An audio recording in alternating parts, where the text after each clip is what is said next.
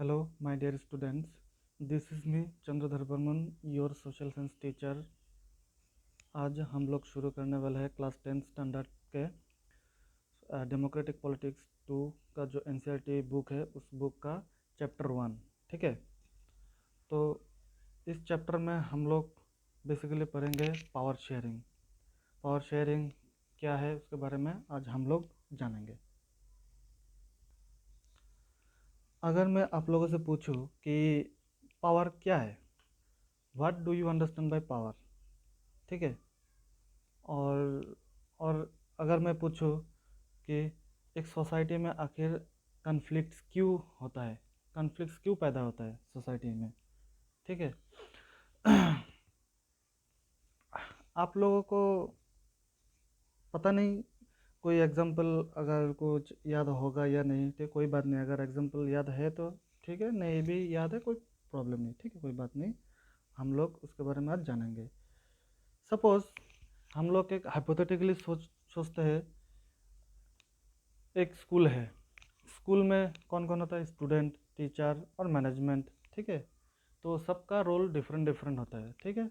तो अगर एक स्कूल में क्लास में सिर्फ टीचर ही बोलता है लेकिन टीचर स्टूडेंट का बात नहीं सुनता है, तो टीचर को स्टूडेंट को तो अच्छा नहीं लगेगा ना। Student will feel very bad. Okay, student will feel कि हम लोगों का बात नहीं सुन रहा है टीचर, टीचर अपने मर्जी से जो जैसा मन चाह रहा है वैसा क्लास करके जा रहा है, हम लोगों से कोई कुछ नहीं पूछ रहा, ठीक है। तो इस सिचुएशन में क्या होगा कि स्टूडेंट को अच्छा नहीं लगेगा, स्टूडेंट सोचेगा हम लोगों के साथ डिस्क्रिमिनेट हो रहा है, ठीक है। तो ठीक ऐसे सबका अगर रोल ठीक ठाक से नहीं प्ले होता है, टीचर का रोल क्लास कराना, स्टूडेंट का रोल सीखना, ठीक है। अगर और ये जो टीचर और स्टूडेंट का जो क्लास है, ये टू वे कम्युनिकेशन होना चाहिए। अगर वन वे कम्युनिकेशन होता है तो टीचर का रोल प्ले कर रहा है लेकिन स्टूडेंट को उनका रोल प्ले नहीं करने दिया जा रहा है, ठीक है। उस वजह से क्या होता है, कन्फ्लिक्ट का सिचुएशन अराइज होता है। और ये कन्फ्लिक्ट का सिचुएशन क्यों अराइज होता है, क्योंकि उन लोगों का रोल नहीं ठीक ठाक रोल प्ले करने दिया जा रहा है, ठीक है। स्टूडेंट को अगर बोलने नहीं दिया जा रहा है तो इसका मतलब ये बहुत ही अनफेयर है।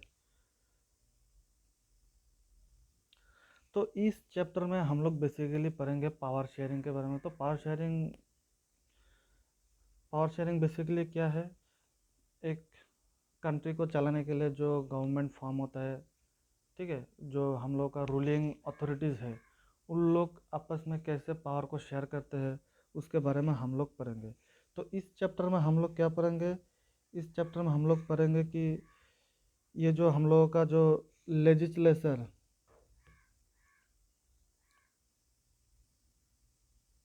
लेजिस्लेचर एग्जीक्यूटिव और जुडिशियरी, ये जो तीन ऑर्गन हैं, इन तीन ऑर्गन में कैसे पावर को शेयर किया गया है हम लोग के इंडियन कॉन्स्टिट्यूशन के द्वारा, ठीक है।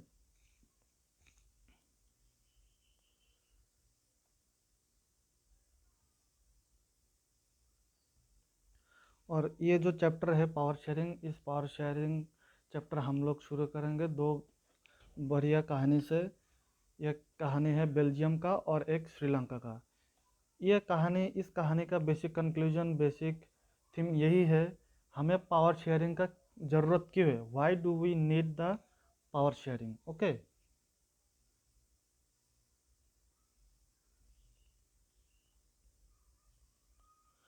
तो हम लोग शुरू करेंगे बेल्जियम के कहानी से। तो बेल्जियम एक यूरोपियन कंट्री है, ठीक है, और बेल्जियम का जो साइज़ है बहुत ही छोटा है, लगभग हम लोग का इंडिया के हरियाणा स्टेट के बराबर होगा। और आप लोग बताइएगा कमेंट में बेल्जियम का कैपिटल कहाँ है, ठीक है। तो बेल्जियम में जो पावर क्राइसिस शुरू हुआ था, ये basically it was among the various linguistic groups.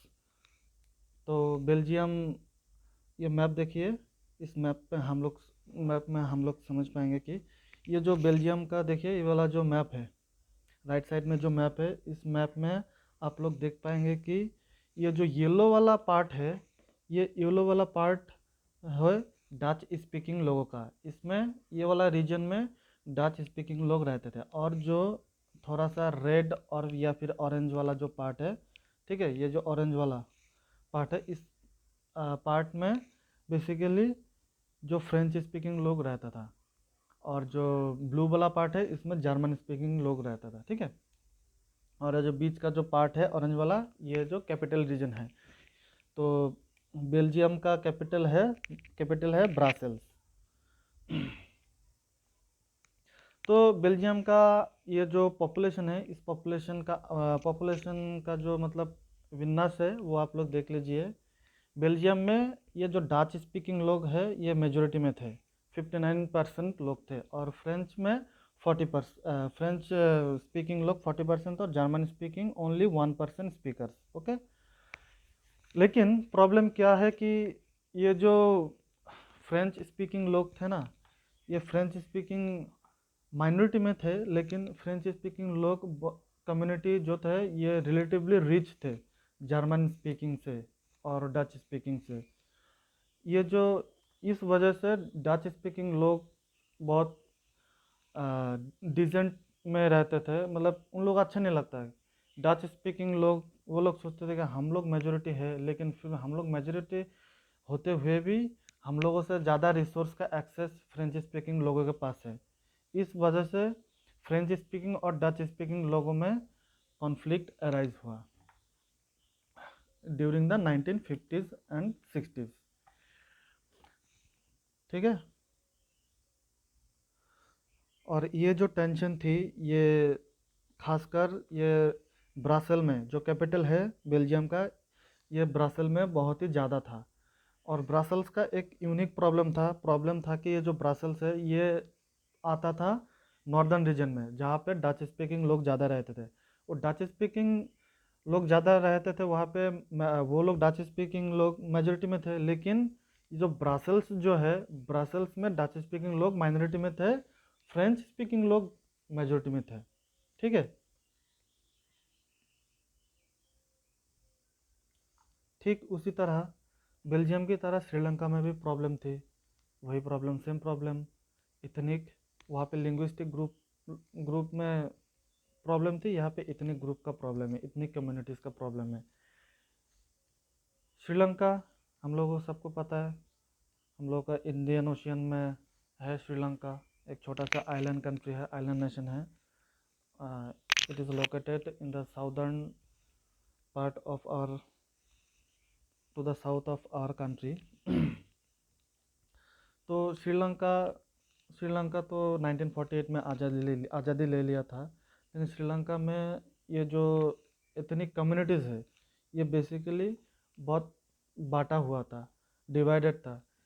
Sri Lanka में basically there was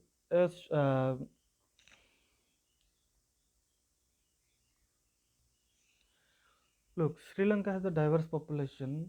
Actually, in Sri Lanka, the major social groups are the Sinhala speakers and the Tamil speakers. But the Sinhala speakers consists of 74% of the total population of Sri Lanka. Okay, and Tamil speakers consists of only 18%. तो शिनाला में क्या था? शिनाला में, sorry, Sri Lanka में आपका ये सिनालिस जो थे, ये सिनालिस लोग ज़्यादा थे। ये श्रीलंका में सिनालिस लोग ये मेजोरिटी में थे और तमिल लोग माइनॉरिटी में थे।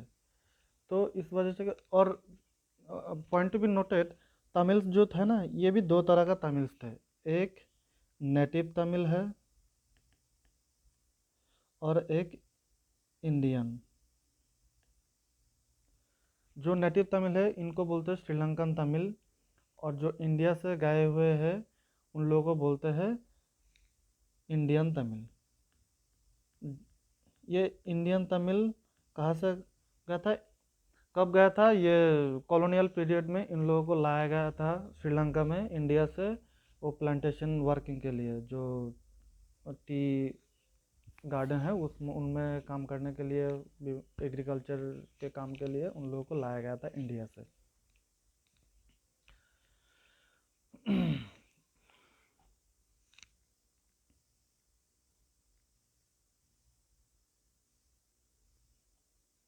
एक मैप देखिए आप लोग,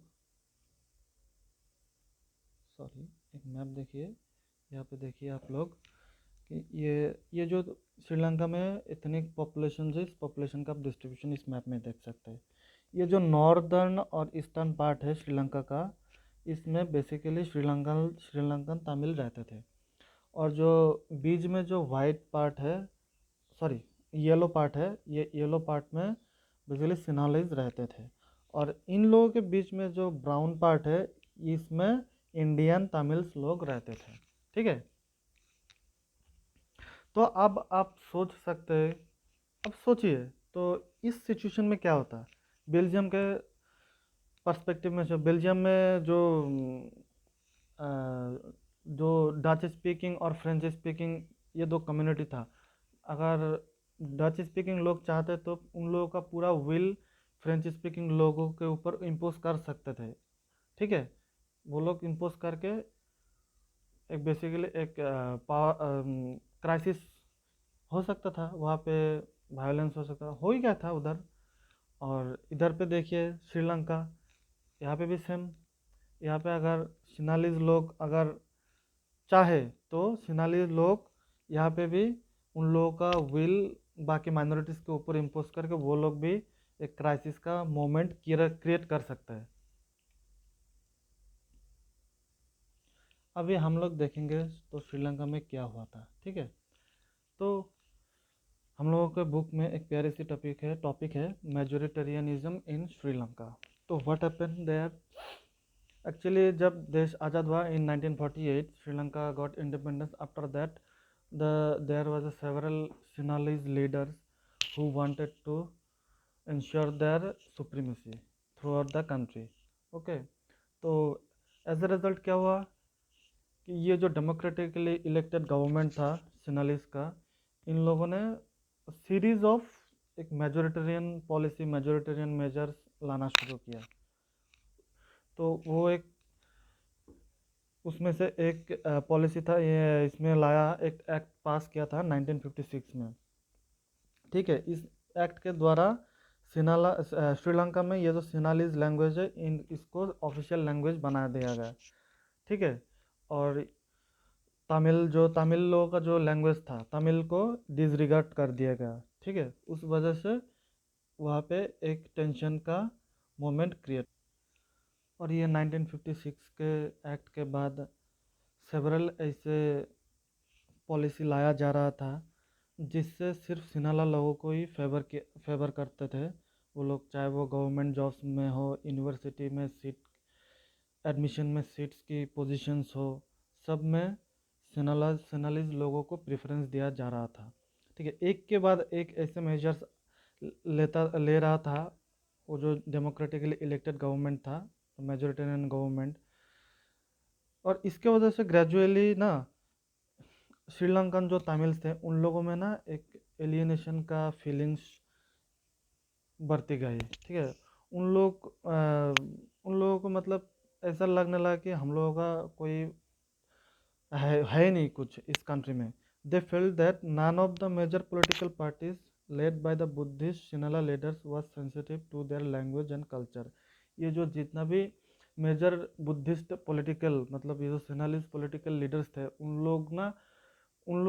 लोग किसी को भी ना, किसी भी पॉलिटिकल लीडर को मतलब तमिल लोगों का कल्चर, लैंग्वेज, इसको लेकर कोई सेंसिटिविटी था ही नहीं। ठीक है, सोचते ही नहीं था। तो इस वजह से वो लोग क्या सोचते थे कि ये जो कॉन्स्टिट्यूशन है ना श्रीलंका का, ये श्रीलंका का कॉन्स्टिट्यूशन और गवर्नमेंट पॉलिसी ना श्रीलंकन तमिलों को equal rights, equal political rights को डिनाई कर रहा था। और कंटिन्यूसली डिस्क्रिमिनेटेड कर रहा था श्रीलंकन तमिल के साथ, वो चाहे वो जॉब्स के सेक्टर में हो या फिर अदर अपॉर्चुनिटीज़ के सेक्टर में हो। मतलब कंटिन्यूसली इग्नोर किया जा रहा था इनके श्रीलंकन तमिल के इंटरेस्ट को। तो इस वजह से क्या हुआ, as a result what would happen, the relation between the Sri Lankan Tamils and the Sinhalese gets strained over time. Okay, तो जाहिर सी बात है श्रीलंकन तमिल्स क्या करेगा, तो उन लोगों ने एक स्ट्रगल और पार्टी लॉन्च किया, ठीक है। उन लोगों का जो राइट है उस राइट को इंश्योर करने के लिए उन लोगों ने स्ट्रगल शुरू किया। ये जो उन लोगों ने मूवमेंट शुरू किया कि हम लोगों का जो तमिल लैंग्वेज है इसको भी ऑफिशियल लैंग्वेज डिक्लेयर कीजिए, ठीक है। और हम लोगों को जो तमिल डोमिनेटेड एरिया था हमें ऑटोनॉमी दे दीजिए, ठीक है। और ताकि हम लोगों में इक्वलिटी आए, इक्वल अपॉर्चुनिटी हम लोग पा सके, equal opportunity in education, equal opportunity in jobs, her field में हम लोग इसको सिक्योर कर सके।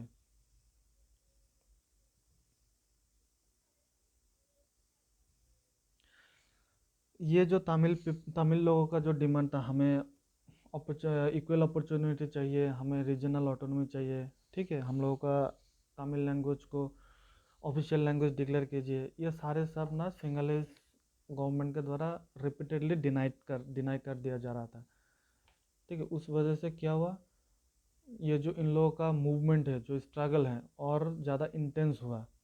ये जो और उसके बाद 1980s में बहुत सारा पॉलिटिकल ऑर्गेनाइजेशन भी फॉर्म किया ये तमिल लोगों ने, और उन लोगों के डिमांड किया हम लोगों का अलग एक तमिल स्टेट फॉर्म करेंगे, जिसको बोलते तमिल इलम, ठीक है। जो उन लोगों का जो डोमिनेटेड एरिया था, नॉर्दर्न और eastern part of Sri Lanka, they wanted to establish the Tamil Eelam, that is Tamil state.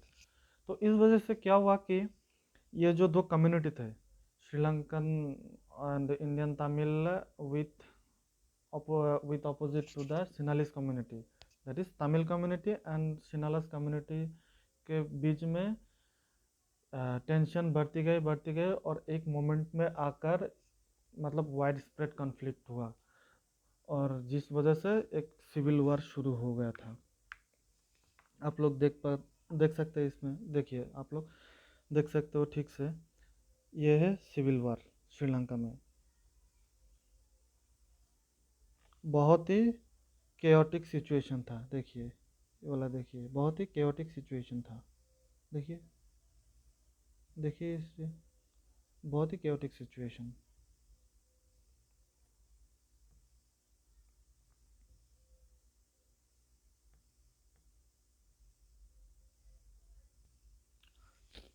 As I told you earlier कि हम लोग दो अलग अलग कहानी पढ़ेंगे, दो स्टोरी पढ़ेंगे, एक श्रीलंका के, एक बेल्जियम का। तो हम लोग श्रीलंका में देखा कि मेजोरिटेरियन रूल कैसे देश में सिविल वार शुरू किया था।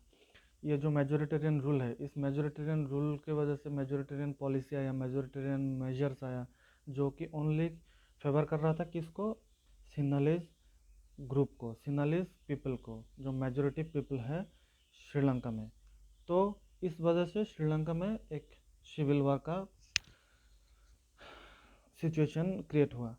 तो ऑन द अदर हैंड हम लोग बेल्जियम में देखेंगे, ये बेल्जियम में जो डिफरेंट लिंग्विस्टिक ग्रुप थे, एक डच स्पीकिंग लोग दूसरी तरफ और फ्रेंच स्पीकिंग लोग, ये दो लैंग्वेज ग्रुप कैसे आपस में पावर को शेयरिंग करते हैं, ताकि इस सिविल वार को हम लोग अवॉइड कर सकते हैं, ठीक है। ये हम लोग अभी देखेंगे। तो नेक्स्ट में हम लोग चलते हैं, मैं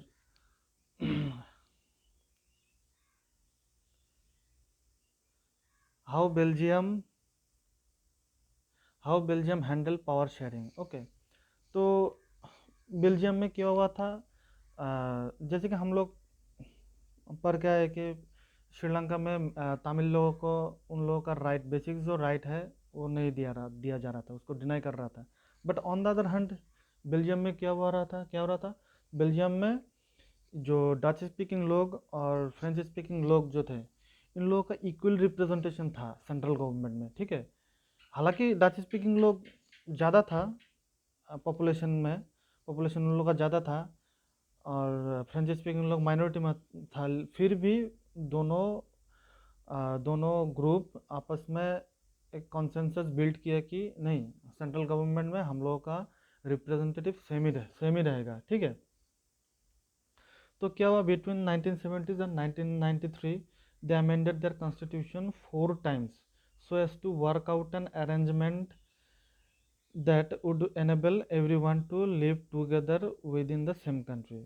तो क्या उन लोगों ने 1970 से लेकर 1993 में 4 बार कॉन्स्टिट्यूशन को अमेंडमेंट किया, ताकि ये जो कल्चरल डाइवर्सिटी है उन लोगों में, लैंग्विस्टिक डाइवर्सिटी, कल्चरल डाइवर्सिटी और रीजनल डिफरेंस जो है, इसको रिकॉग्नाइज करते हुए सभी लोग एक साथ रह सके। ठीक है। The arrangement they worked out is totally different from the other country. क्या हम लोग श्रीलंका में देखे थे, वहाँ पे अलग है, लेकिन यहाँ पे अलग है। ये जो बेल्जियम में जो इन लोगों का जो एकोमोडेशन है, ये बहुत ही बढ़िया, बहुत यूनिक, बहुत ही इनोवेटिव था। ठीक है। बेसिकली एक्चुअली इसमें 4 जो मॉडल है इन लोगों का बेल्जियम में पावर शेयरिंग का मॉडल, 4 मॉडल क्या है देखिए। फर्स्ट था आप लोगों का ये सेंट्रल गवर्नमेंट है। ये सेंट्रल गवर्नमेंट, ये सेंट्रल गवर्नमेंट क्या, इसमें पावर शेयर डच स्पीकिंग लोग और फ्रेंच स्पीकिंग लोगों में शेयर होता था। तो ये 2 लिंग्विस्टिक ग्रुप से इक्वल नंबर से रिप्रेजेंटेटिव आते थे सेंट्रल गवर्नमेंट को रन करने के लिए, चलाने के लिए। ठीक है। और सेंट्रल गवर्नमेंट जो था, ये सेंट्रल गवर्नमेंट स्टेट गवर्नमेंट के साथ भी पावर शेयर कर रहा था। और आपका जो स्टेट गवर्नमेंट है वो सेंट्रल गवर्नमेंट का सबऑर्डिनेट नहीं था। ठीक है।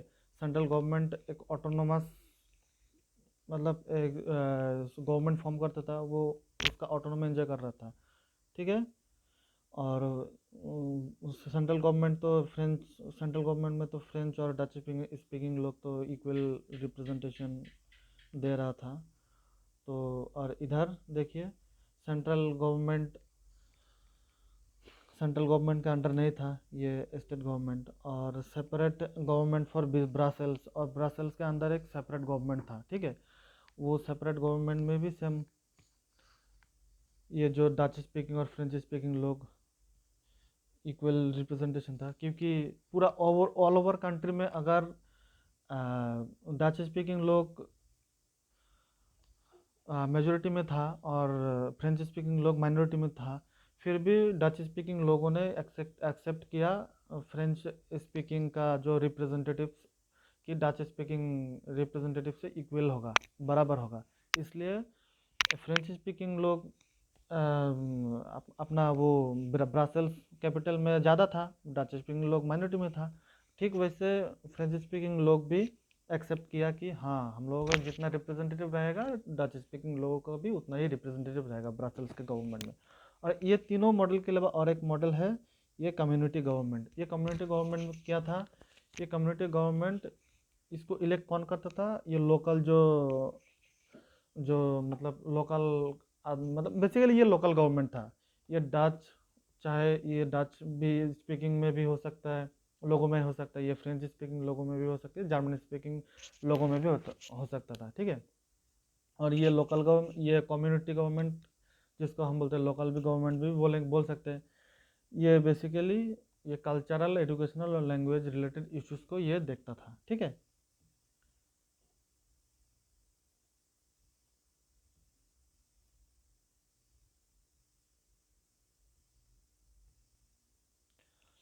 ओके, आई होप आप लोगों का कोई डाउट नहीं रहेगा। तो अभी हम लोग नेक्स्ट नेक्स्ट देखेंगे, why power sharing is desirable. हम लोगों को पावर शेयरिंग का ज़रूरत क्यों है, why do we need that. Okay. तो पहली बात तो ये, हम लोगों का जितना भी सोशल कॉन्फ्लिक्ट है, इसको हम लोग रोक सकते हैं। We can prevent the social conflict and we can maintain stability and peace. Second, power sharing strengthens democracy, democracy को स्ट्रेंथनिंग करता है। And obviously it ensures the equal participation of all the groups, हाँ। And third, it represents the fairly, मतलब कि fair representation होता है power sharing से। और कोई भी एक डोमिनेंट ग्रुप जो है, उन लोगों का जो डोमिनेंस है, इसको अवॉइड कर सकते हैं हम लोग इक्वल पावर शेयरिंग से। और ये पावर शेयरिंग जो है, इस पावर शेयरिंग की वजह से हम लोग का डिसीजन मेकिंग जो है, ये डिसीजन मेकिंग हम लोग इन्हांस कर सकते हैं। ठीक है। जब इक्वली पावर शेयर होता है तो वहाँ पे क्या होगा, वहाँ पे ज़्यादा डिबेट होगा, ज़्यादा डिस्कशन होगा। ठीक है। और एक अच्छा डिसीजन निकल के आएगा। ठीक है, और हम लोग बेटर गवर्नेंस कर सकते हैं।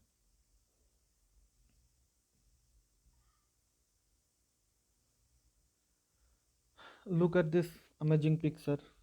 What does it represent? It represents our cultural diversity of India.